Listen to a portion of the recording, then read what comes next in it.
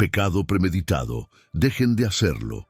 Números capítulo 14, versículo 41 al 45. Y Moisés dijo: ¿Por qué transgredís los mandamientos del Señor? No prosperará. No subáis, porque el Señor no está entre vosotros, y seréis derrotados ante vuestros enemigos. Los amalecitas y los cananeos están allí, y caeréis a espada, porque os habéis apartado del Señor. Por lo tanto, el Señor no estará con vosotros. Pero presumieron subir a la cima de la colina. No obstante, el arca del pacto del Señor y Moisés se apartaron. No salieron del campamento. Entonces los amalecitas descendieron y los cananeos que habitaban en esa colina los golpearon y desconcertaron hasta Gerá. Richard T. Rittenbach, al hablar de Números 14, 41 al 45, afirmó lo siguiente: no hubo misericordia de Dios para este pecado premeditado. Fueron advertidos explícitamente de que lo que estaban haciendo era un pecado, qué sucedería y que Dios no estaría con ellos, pero fueron de todos modos.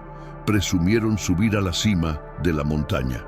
Otra característica del pecado premeditado es que continúa con orgullo en la fe de consejos y advertencias en sentido contrario.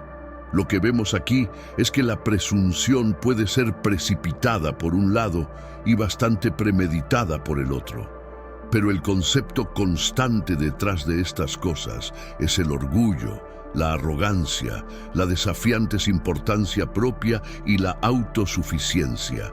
Es una actitud ambiciosa de voy a lograr lo que quiero hacer, pase lo que pase.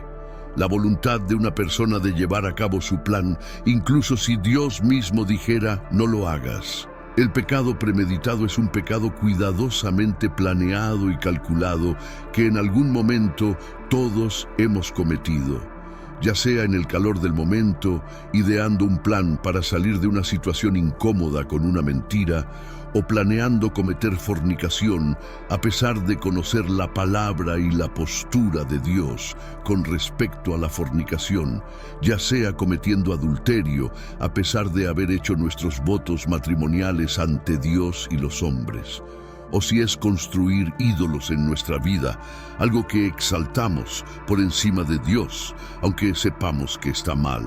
En algún momento de nuestro viaje cristiano, hemos sabido lo que Dios quiere de nosotros y espera de nosotros, pero elegimos ir deliberadamente en contra de la palabra de Dios. Este tipo de pecado no está fuera de la conciencia del transgresor. Él o ella tiene el conocimiento previo de ello, pero elige deliberadamente cometerlo.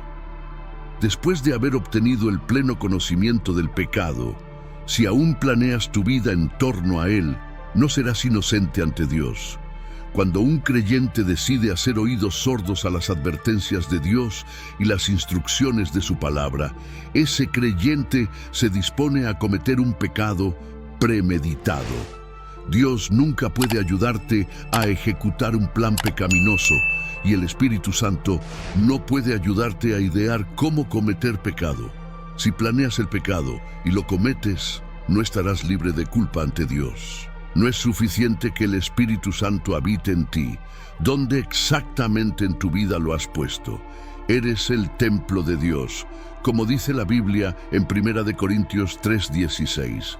¿No sabéis que sois templo de Dios y que el Espíritu de Dios mora en vosotros? Santiago 4:17 dice, así que al que sabe hacer lo bueno y no lo hace, le es pecado. Si sabes lo que es correcto hacer pero no lo haces, no puedes ser justificado ante Dios. No planifiques tu vida alrededor del pecado. No elijas deliberadamente ofender a Dios. No planifiques tu vida alrededor del pecado. No elijas deliberadamente ofender a Dios.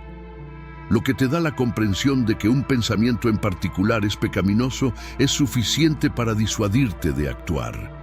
La Biblia tiene varios relatos de personas que planearon el pecado y lo llevaron a cabo. Caín planeó matar a Abel y ejecutó su plan incluso después de que Dios le advirtiera sobre la condición de su corazón. Génesis 4:8. La primera vez que se cometió un asesinato en la historia humana fue el resultado de un pecado premeditado. Dios no impone nada a nadie, te da información y te da la capacidad de elegir. Caín eligió cometer un asesinato a sangre fría. En la palabra de Dios, Caín es referido como el hermano de Abel 6 veces, enfatizando que era su propio hermano. El pecado puede llevarte a hacer lo inimaginable. Dios te está advirtiendo contra un pecado específico en tu vida. ¿Estás escuchando?